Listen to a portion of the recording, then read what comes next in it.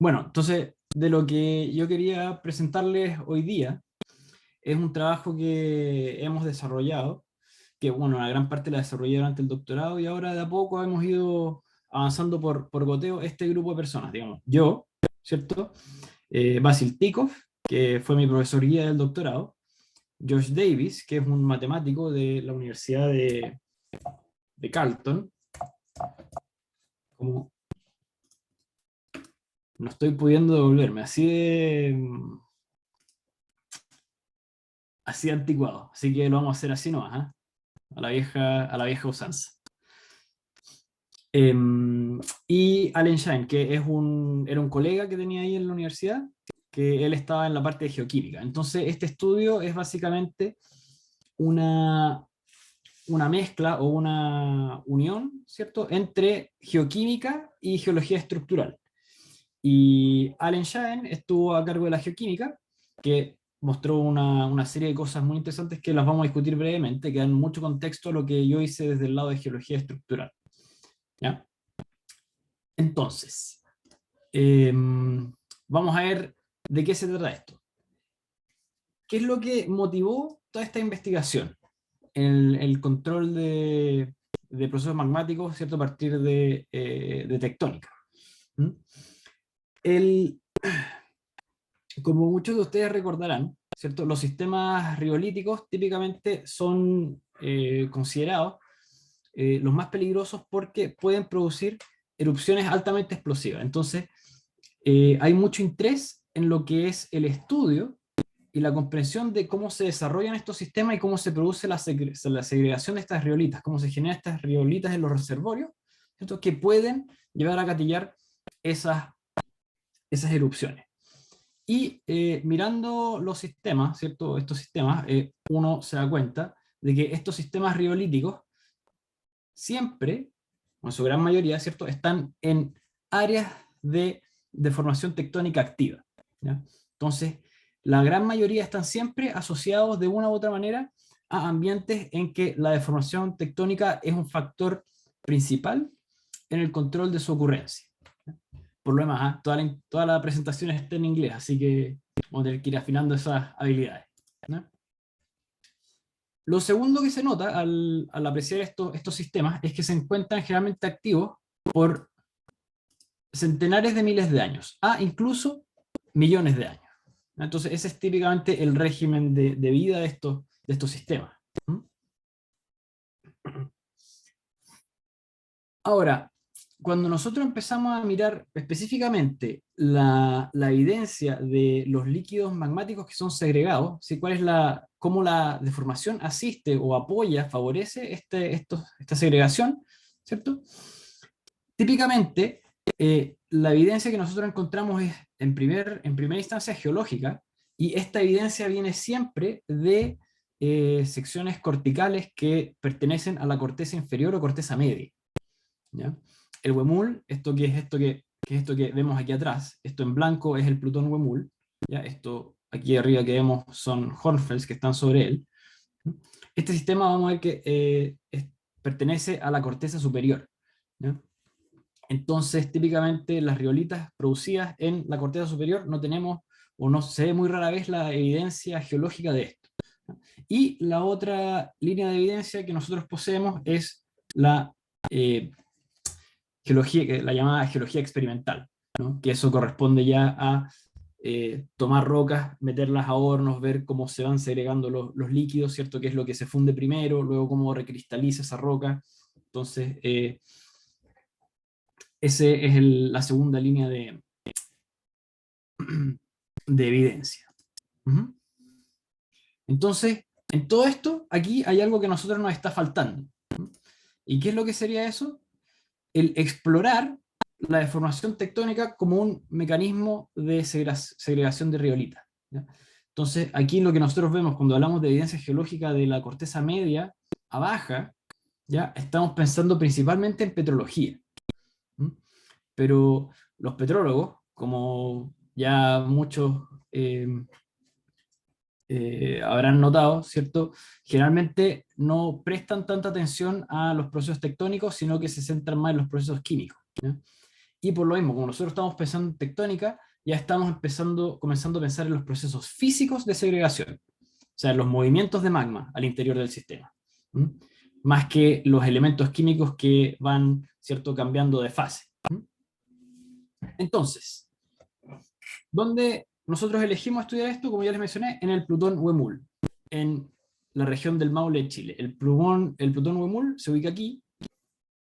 Aquí tienen Talca como referencia, Santiago aquí arriba.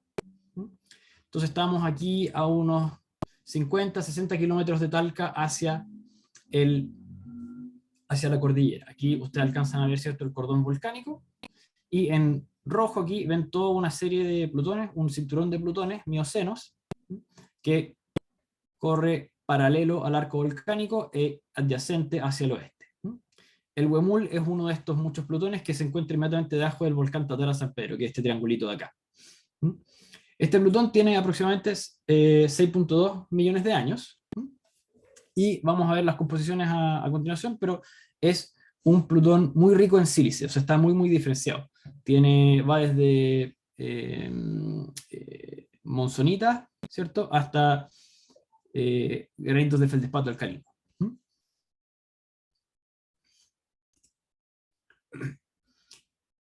La profundidad de emplazamiento de este Plutón Huemul, que aquí lo vemos en perfil, es menor a 5 kilómetros, o sea, estamos, como ya les mencionaba, ¿no?, en la corteza superior. Entonces, si aquí ocurrió la segregación de riolitas, esto podría perfectamente haber alimentado una erupción, ¿no? Está dentro de lo que son las profundidades eruptibles de riolita. Aquí, a la derecha, lo que tenemos es un mapa del Plutón, ¿cierto? O sea, esto es un zoom, si quieren pensarlo, a este cuadrito azul, donde vemos en rojo las distintas unidades del Plutón. Entonces tenemos aquí una monzonita cuarcífera, en rojo oscuro, un granito, en rosado, y aquí en rosado más claro, un granito de feldespato alcalino, ¿ya? O lo que aquí también se le llama un granito rico en sílice. Entonces, vamos viendo un poco cuáles son las texturas de estas distintas unidades del Plutón. Fíjense que el Plutón tiene esta forma elongada norte-sur, ¿no? O nor-noroeste. El volcán, el Tatara San Pedro que les mencioné, se encuentra aquí, para referencia.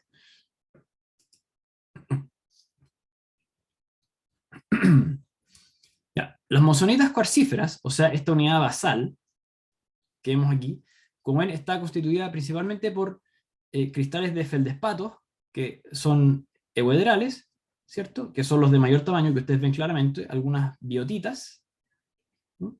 Y ya estos serían los fenocristales, ¿no? Y ya en la masa fundamental, que uno no alcanza a notarla en terreno, eso ya en el microscopio, aquí hay ya pequeños cristales de cuarzo anhedrales y algunos otros feldespatos, también algunos feldespatos potásicos, ¿ya? Esta textura es solo para referencia ahora, va a ser más claro para qué nos van a servir después. El granito se ve así.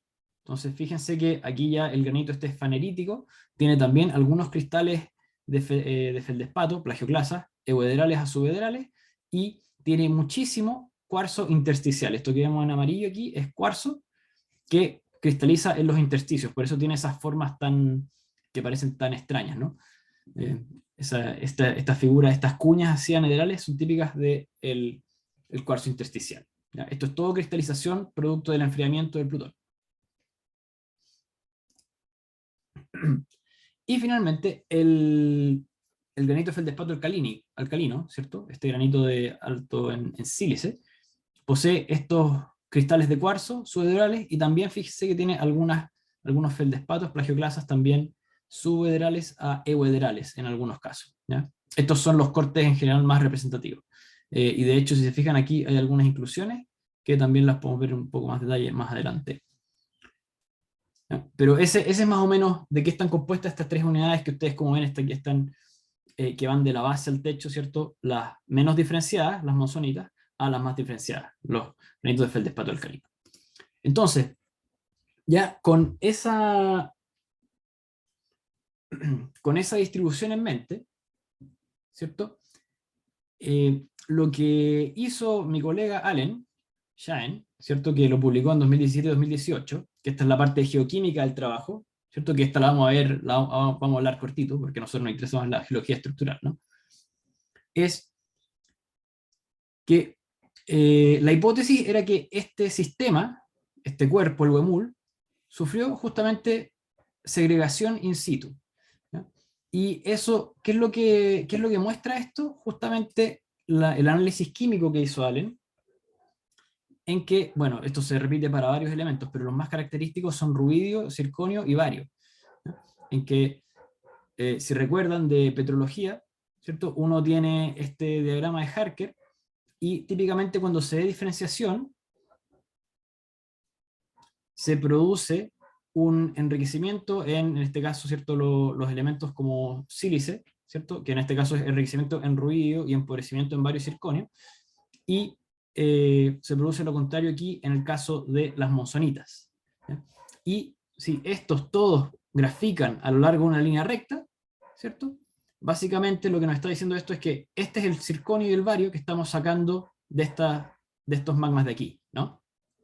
Entonces, lo que muestra la química es que justamente estas tres unidades están todas conectadas entre sí, ¿cierto? O sea, digamos, el granito de feldespato alcalino y las monzonitas, ¿cierto? Han sido derivadas de este granito. ¿Ya? Entonces se produjo esa segregación en centenares de miles de años. Entonces, estupendo. Ya sabemos que este es un sistema cerrado, entonces podemos empezar a estudiar cuáles son los mecanismos que producen esta segregación, ¿no? Porque la química lo muestra. Entonces, ¿cómo nosotros vamos a estudiar? Es así como lo pensamos nosotros, ¿cierto? ¿Cómo vamos a estudiar estos procesos físicos que causan la segregación, que ya sabemos que se produce? Entonces, geólogos estructurales, lo primero, mirar las fábricas, ¿cierto? Caracterizar la fábrica. Y para esto usamos anisotropía y susceptibilidad magnética. Esto los vamos a ir explicando todos brevemente a medida que los vayamos viendo, ¿ya? Segundo, el segundo paso importante era determinar la fuente o el causante de la alineación de minerales, ¿ya? Y para esto usamos un análisis de orientación preferencial, de formas o de la orientación de los minerales. ¿Mm? Tercero, íbamos a buscar evidencia textural de la extracción de fundido. Y esto es el análisis microtextural, que tiene un poco de modelos numéricos. Y finalmente, determinar cuáles eran los componentes de deformación, tectónica entre paréntesis, porque esto era lo que nosotros estábamos hipotetizando, ¿no? Porque puede haber otras fuentes. Entonces, de deformación tectónica, y para esto utilizamos tomografía computarizada de rayos X, ¿ya? Que son rayos X que se reconstruye un volumen a partir de esos rayos X. Y eso lo combinamos con modelos numéricos. Entonces, vamos viendo cada una de estas cosas. Perdón, nosotros tenemos hasta qué hora más o menos. Hasta lo que dure su charla, Hasta lo que profesor. dure, ya. Sí. Vamos a hacerla no tan larga. Ya, mi objetivo es que estemos ya con las preguntas cerradas a las 8. ¿Ya? Ya. Entonces, vamos a ver el tema de la fábrica. Caracterizar la fábrica. Entonces, a término de repaso, o para quienes no han visto esto, ¿cierto? Nosotros podemos, a partir de la orientación de los minerales en una roca, determinar un elipsoide de fábrica, que eso es lo que se ilustra aquí. Entonces, aquí nosotros tenemos, por ejemplo, varios minerales. ¿Sí? A cada mineral nosotros lo aproximamos a un elipsoide. ¿Ya? Ese elipsoide tiene un eje largo, que es el azul, un eje intermedio, que es este triangulito verde, y un eje corto, que es este circulito rojo. Entonces, si varios minerales se encuentran orientados de tal manera que el eje corto coincide, define una foliación como esta. ¿Mm? Eso es lo que muestra aquí. Entonces, este elipsoide de fábrica que vemos acá arriba, y estos son los minerales que dan origen a este elipsoide de fábrica. ¿Ya? A nosotros, bueno, hay varias formas de elipsoide, a nosotros no nos importa. Lo que nos importa ahora aquí es este caso, el de los oblatos, el de la derecha. ¿Qué es lo que quiere decir esto? Que este es un elipsoide que tiene el eje rojo muy muy corto y el eje intermedio y el largo tienen aproximadamente la misma magnitud. ¿Ya? Entonces forman un disco como este. ¿Mm? Y lo que nos importa en particular de esos a nosotros para nuestro estudio es que estos elipsoides oblatos lo que hacen es registrar acortamiento físico, ¿ya? Perpendicular a la foliación. Entonces recuerden que este es el plano de foliación. Uy, este es el plano de foliación. Este es el polo al plano de la foliación. Entonces, el acortamiento sería paralelo a ese eje o perpendicular a este disco, ¿no? Es lo mismo que tomar una bola de plasticina y achatarla. ¿Ya? Eso es lo que a nosotros nos importa.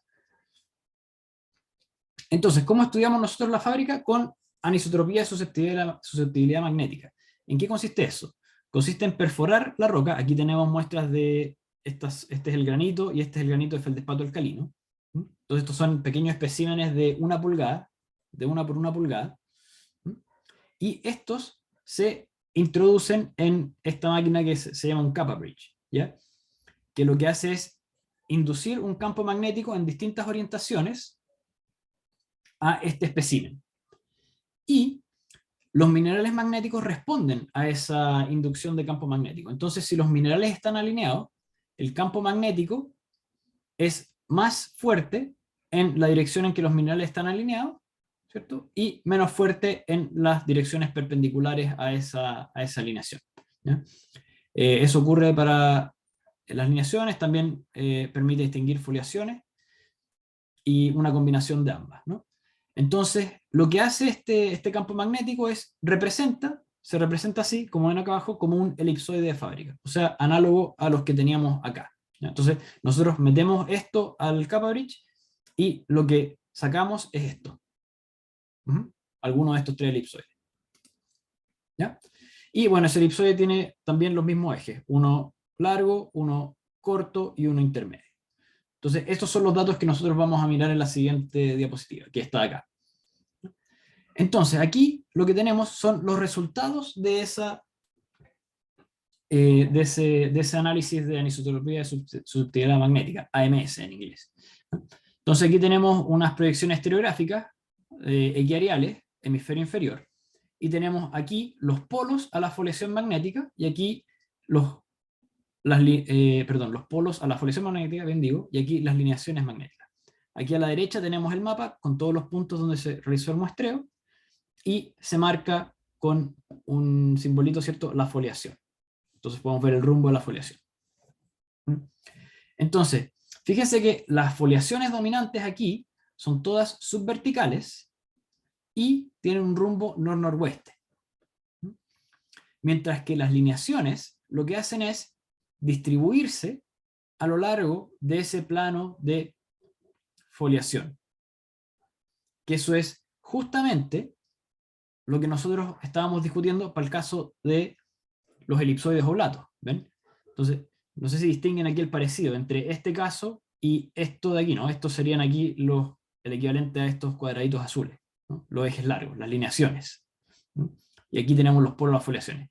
Entonces, esto nos define, para todo el Plutón, ¿cierto?, un elipsoide oblato de rumbo nor-noroeste y subvertical. Entonces, ¿qué es lo que nos está diciendo eso? Eso nos estaría sugiriendo, ¿cierto?, inmediatamente un acortamiento paralelo a estos polos, ¿cierto? Un acortamiento en esta dirección, digamos, en dirección este-noreste. De hecho, lo que estamos viendo aquí es abajo el grado de anisotropía, o sea, cuánto difiere nuestro elipsoide de una esfera. Mientras más anisotrópico, más difiere una esfera, lo que quiere decir que la alineación de los minerales es mejor. Entonces se interpreta que ha sufrido más deformación. ¿Ya? Y aquí tenemos un factor de forma que se llama, que básicamente todo lo que nos importa a nosotros es que arriba, en el 1, tenemos los oblatos, o sea, los panqueques, y abajo tenemos las formas prólatas que parecen lápices, que es otro de los ejemplos, esto de aquí. Y fíjense que efectivamente los elipsoides medidos, cada uno de estos puntitos es un espécimen, Fíjense que todos están aquí en, bueno, cero esto aquí es lo que se denomina triaxial, pero ¿qué quiere decir eso? Que tiene una foliación bien definida, además de una alineación, y la mayoría del resto, ¿cierto?, se ven hacia arriba. Entonces, dominan las formas oblatas, ¿ya? Lo que no es sorprendente a partir de lo que estamos discutiendo aquí, ¿no? Y bueno, como ustedes ya intuyen, ¿cierto? El color de cada uno de esos puntitos indica la unidad desde la cual se extrajo la muestra, ¿no? Entonces, lo que nos indica esto, como ya les comentaba, ¿cierto?, es un acortamiento perpendicular a la foliación, paralelo a estos polos, ¿ya? Y resulta que este acortamiento interpretado a partir de las fábricas es muy consistente con estructuras regionales que han sido mapeadas en rocas eocenas a miocena. O sea, recuerden que este Plutón tiene 6.2 millones de años, o sea, es del mioceno tardío, ¿ya? Entonces estas rocas están por ahí, si es que no más viejas. Entonces fíjense que aquí lo que tenemos son todas estas estructuras inversas, fallas inversas y pliegues, que lo que hacen justamente es registrar acortamiento tal como el interpretado a partir de las foliaciones magnéticas. ¿Mm? Aquí tenemos el Plutón para referencia, aquí está el Wormhole. Entonces, eso es lo primero. Aparece a partir de las foliaciones, interpretamos este acortamiento tectónico que es consistente con otras estructuras que vemos en la zona. Ya, pues, muy bien. Entonces, esa es la interpretación de las foliaciones. Miremos ahora las lineaciones. ¿Mm? Las lineaciones magnéticas, que aquí están mostradas, ¿cierto?, como flechitas. Las flechitas más largas indican lineaciones subhorizontales. Las más cortitas son más verticales, como acá. ¿Mm? Y lo que indican estas lineaciones, o lo que sugieren en realidad, ¿cierto?, es que hay un flujo magmático desde la monzonita cuarcífera hacia los, los granitos ricos en sílica, ¿no? Los granitos de feldespato alcalino. Entonces, nosotros hacemos aquí un zoom, por ejemplo, y lo que vemos aquí en amarillo es justamente la orientación de estas lineaciones en el perfil, ¿ya? Entonces, estas son todas las lineaciones magnéticas. Recuerden que eso lo que es la alineación de los minerales magnéticos al interior de la roca. Entonces, a partir de esas lineaciones, nosotros lo que hacemos es interpretar un flujo más o menos como este. Entonces, interpretamos un flujo ascendente desde las monzonitas cuarcíferas hacia, aquí pasando por el granito, hacia el granito de feldespato alcalino, ¿no? Lo interesante aquí, porque es esta interpretación de estas flechas que ascienden, ¿cierto?, de salida, es en esta zona lo que se aprecia son cavidades miarolíticas, que no sé si las conocen, pero eso es el equivalente a las vesículas en un basalto, solo que en un granito, ¿ya? O sea, esto es una zona donde la presión disminuye y se exolven los volátiles y quedan como burbujas al interior del magma. Entonces esto quiere decir una zona de baja presión que podría indicar un conducto de salida. De hecho, esta zona es una más o menos, comillas, circular, ¿no? Vista en planta, que esa zona, esto de aquí, está más o menos por acá. Aquí, ¿ya? Entonces, ese es el flujo magmático que se interpreta a partir de las liaciones, ¿no? O sea, cómo se va moviendo el magma. Ahora, esto nosotros lo complementamos con el estudio de orientación preferencial para efectivamente determinar si estas lineaciones magnéticas estaban o no registrando el flujo del fundido, ¿ya? Esta es nuestra interpretación. Vemos estas lineaciones, interpretamos, esto sugiere que hay flujo magmático, ¿cierto?, del fluido desde aquí hacia acá. Entonces el paso siguiente es, ok, ¿es eso así? Entonces, para eso, lo que hicimos fue realizar este análisis. Y este análisis lo que consiste es en mirarlos en cada corte transparente, ¿cierto?, los minerales, separarlo, ¿cierto? Hay distintas fases de interés. Lo hicimos para plagioclasa o feldespatos euederales, subederales y cuarzo. Y a cada uno de estos, ¿cierto?, calzarle un elipse. Y luego lo que hacemos es mirar la orientación de su elipse. aquí es importante notar que estos cortes transparentes, ¿cierto?, están orientados de tal manera que la alineación magnética que se midió es paralela al eje largo de, en este caso, el rechazo, ¿cierto? Entonces, aquí en azul tenemos el corte transparente, la alineación magnética viene aquí. ¿Ya? Entonces, estos cortes son paralelos a la alineación y perpendiculares a la foliación, que está marcada acá. ¿Ya? Entonces, estos diagramas de rosa que vemos acá es básicamente un conteo de la frecuencia de las distintas orientaciones de estos elipses. Y la alineación magnética se encuentra aquí en el 0 o 180. Entonces, si nosotros tenemos algo, por ejemplo, como esto, que vemos acá, lo que se aprecia es que estos feldespatos euderales se encuentran efectivamente paralelos a la alineación magnética. Entonces, ¿qué es lo que muestran estos resultados? Muestran que, en general, los feldespatos euderales sí se encuentran bastante paralelos a la alineación magnética en las monzonitas cuarcíferas. El caso de los feldespatos subedrales, no tanto, ¿cierto? Y el caso de los cuarzonedrales tampoco. ¿Ya? Ahora, ¿qué es lo importante aquí? Estos feldespatos euderales, ¿cierto?, se alinean en la roca o en el magma, ¿cierto?, mientras se encuentran suspendidos en el fundido. ¿Ya? ¿Y eso de dónde viene? Viene de, vamos a devolvernos aquí un poquito, viene de aquí, ¿cierto?, de la textura. Fíjense, o sea, aquí texturalmente, si uno mira este corte, lo primero que cristaliza son estos feldespatos que, o estas plagioclasas, ¿cierto?, que alcanzan gran tamaño. Son eudrales, no tienen, no han sido víctimas de falta de espacio, ¿no? Por eso pueden crecer con todas sus caras bien desarrolladas. Mientras que el resto, esto que está aquí todo más, ¿cierto?, en fases mucho más finas, no tuvo esa suerte.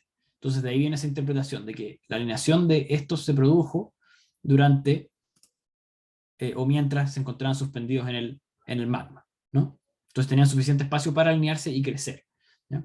También encontramos que hay plagioclasas euderales que en el residuo, ¿cierto?, o sea, en el residuo se refiere a las monzonitas cuarcíferas, también definen una alineación paralela a la alineación magnética. Y esto, como dice aquí bien, ¿cierto?, no se aprecia en otras fases minerales, como el caso de los cuarzos anedrales, lo que no nos sorprende, ¿no?, porque el cuarzo anedral es lo último que cristaliza en el sistema. Entonces la interpretación de esto es que efectivamente las plagioclasas euderales, ¿cierto?, son paralelas a la alineación magnética y que esa alineación se produjo mientras se encontraba en estado magmático, ¿no? O sea, había mucho fundido, entonces indica flujo de fundido o de magma al interior del reservorio, ¿ya? Entonces corresponde, ¿cierto?, a el fundido riolítico que ha sido extraído desde el granito y que fluye hacia las porciones superiores del plutón.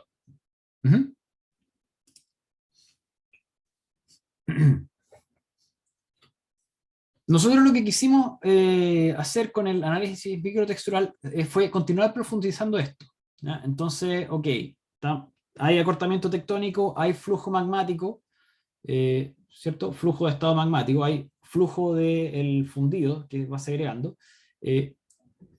¿Podemos ver que eso es exactamente así? Entonces aquí, para responder esa pregunta, hicimos este análisis microtextural. ¿Esto qué es lo que es? Es un modelo numérico que básicamente lo que dice es que a medida que uno va extrayendo fundido, se va quedando, ¿cierto?, a medida que vamos perdiendo volumen intersticial, o sea, digamos, el volumen intersticial es el fundido, ¿ya? Entonces esto aquí es todo cristalizado, aquí es 0%, o sea, aquí es todo fundido, ¿ya? Entonces 20% cristales, 40% cristales, 60% cristales. A medida que eso va ocurriendo, los cristales que ya han cristalizado, valga la redundancia, se van ordenando, se van agrupando, se van clusterizando, ¿ya? Mientras que en el caso de puro fundido, ¿cierto? Se produce un ordenamiento como este, ¿ya? Entonces, lo que uno puede hacer es comparar o mirar en el corte transparente la cristalinidad observada, ¿cierto? Y compararla, ¿cierto? Espacialmente con la clusterización que se aprecia en esos cortes. Y a partir de eso, hacer una estimación de cuánto volumen intersticial se ha perdido. Entonces, nosotros lo que encontramos es que nuestras monzonitas cuarcíferas, ¿cierto? Que es la parte desde la cual nosotros interpretamos que se había extraído el magma riolítico, la fábrica o la textura que tienen es explicada por aproximadamente un 40% de extracción del volumen intersticial o de fundido. ¿Ah? Entonces, si ya juntamos todo lo que hemos discutido anteriormente, ¿ya? Llegamos a esta conclusión, que las fábricas en las rocas del Huemul lo que indican es que el acortamiento tectónico fue acomodado por extracción de fundido al interior de este reservorio, ¿ya? O sea, eso es otro modo de decir que nosotros lo estamos apretando, y para este sistema poder apretarse, acortarse, lo que está haciendo es tomar la parte líquida y llevársela, ¿cierto? Y llevarla nosotros interpretamos hacia arriba. ¿Mm? Eso es lo que está ocurriendo. ¿Mm? ¿Y por qué riolítico? ¿Cierto? ¿Por qué el fundido es riolítico? Porque como ya sabemos, ¿no? A medida que va cristalizando el sistema, el fundido que va quedando va estando o va siendo cada vez más diferenciado, ¿no? Entonces, nosotros interpretamos que un 40% de este fundido fue extraído de estas monzonitas cuarcíferas. Y se fijan aquí, por comparación, tenemos el granito, que, si recuerdan, desde la química, lo que se interpretaba es que el granito era, digamos, el magma, comillas, parental, ¿no? No ha sufrido extracción, ¿no? Entonces, esto también soporta la hipótesis de que estas monzonitas cuarcíferas son básicamente el producto, el residuo de esta segregación. ¿Mm? Entonces, bien, de nuevo, resumen, tenemos acortamiento tectónico, ese acortamiento tectónico parece estar separando, segregando el magma riolítico al interior de este reservorio. Entonces, la pregunta ahora es, ¿cuál es el origen de ese acortamiento tectónico? ¿Ya? Porque ya lo vimos que teníamos esas estructuras importantes. En la zona que eran paralelas al acortamiento inferido a partir de la fábrica. Pero la pregunta es, ¿de dónde viene eso? Y bueno, sí, la respuesta número uno es tectónica, evidentemente, ¿no? O sea, aquí tenemos Chile, aquí tenemos el Plutón Huemul, ¿cierto? Aquí tenemos la zona de subducción y una convergencia oblicua de aproximadamente 8 centímetros por año, ¿ya? La pregunta es, ¿podemos nosotros determinar, o de algún modo intentar determinar, cuál es la geometría del strain que causa ese acortamiento tectónico? ¿A qué me refiero con la geometría del strain? En términos bien simples, si el acortamiento está asociado a un cisalle simple, como vemos acá, o a un cisalle puro, como vemos acá. Que lo que ocurre,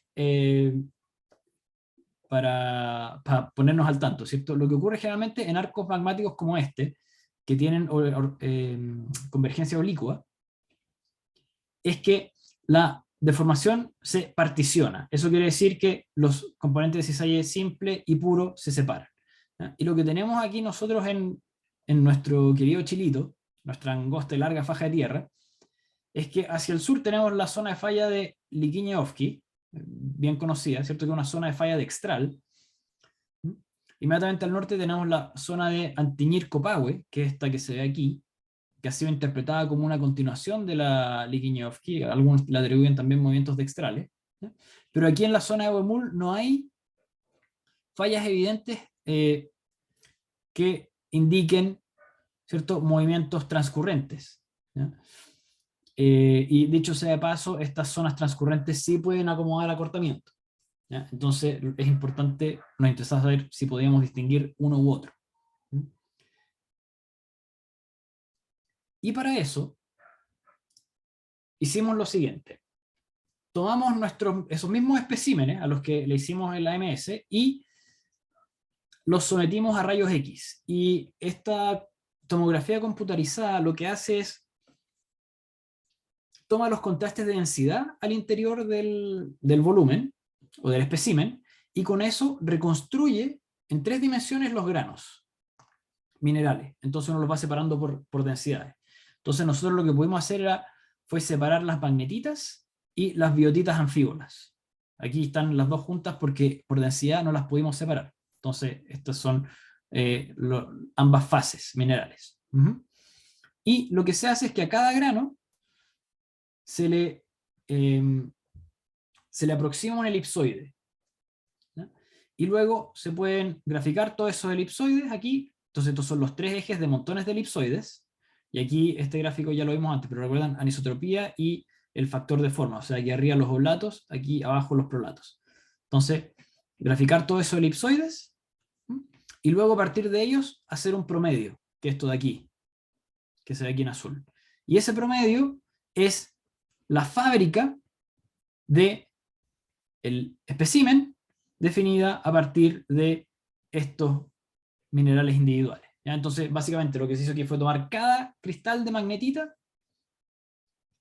y todo eso se promediaron y con eso se determinó una fábrica.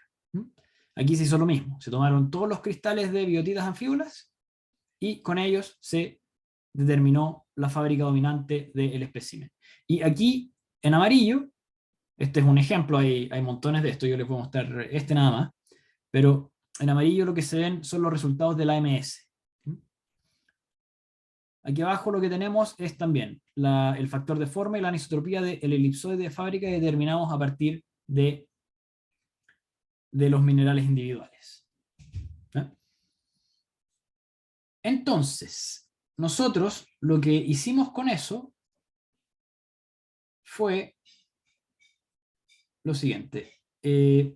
Tomamos aquellos especímenes en que las fábricas de AMS y de rayos X fuesen más o menos consistentes e intentamos reproducirlas, ¿ya? ¿Y cómo hicimos eso?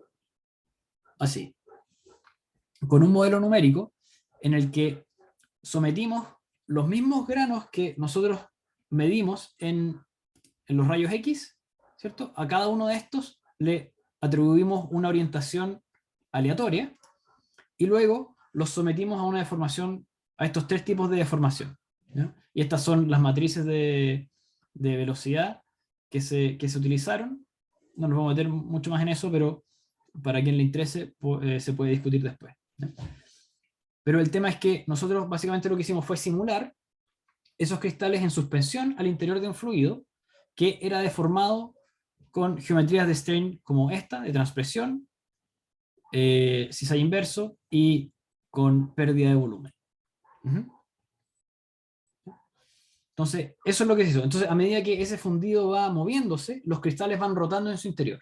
Y a esto se sometió, ¿cierto?, una serie de pasos, y una vez que terminaba el modelo, se obtenían los resultados y se comparaban con las fábricas que medimos o que determinamos aquí. Y aquellos que eran resultados, ¿cierto?, razonables, lo que hicimos fue graficarlos en un gráfico como esto, que aquí abajo vemos el componente cisalle simple y aquí arriba el de cisalle puro, ¿ya? Entonces, bajo esta línea es todo lo que se considera que son los que estarían dominados por cisalle puro, perdón, cisalle simple, y sobre esta línea los que están dominados por cisalle puro, ¿ya?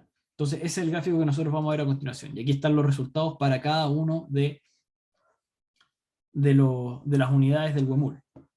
Entonces, tenemos en circulitos las magnetitas, y en los triangulitos aquí son las biotitas anfíbolas. Y para que puedan verse, lo que hicimos fue correrlas un poquito, entonces por eso se ven todos así medio chuecos, digamos. Eso es porque los corrimos un poquito para poder ver bien más o menos cuántos puntos había en cada uno. Lo importante aquí, si se fijan, es que estos son todos los resultados de los modelos que tenían una consistencia razonable con las mediciones que se hicieron. Entonces, estos son todos los modelos que llegaron al resultado esperado, básicamente, ¿ya? Y si se fijan, todos estos modelos, digamos, nosotros los corrimos para todos, 0 a 10 y 0 a 10 en ambos. Y los modelos que llegan efectivamente a los resultados son aquellos que tienen un alto componente de cisalle puro y un bajo componente de cisalle simple, ¿ya? Tanto para el granito de feldespato alcalino, para el granito, como para la monzonita cuarcífera. Entonces, ¿qué es lo que hace esto? Esto lo que hace es sugerir que el acortamiento tectónico que causó la segregación de riolitas en el Orgomul fue causado por un cisalle simple en lugar de un cisalle puro. Entonces, ese es el mensaje de este gráfico, que yo sé que puede sonar un poco enredado, pero de eso se trata.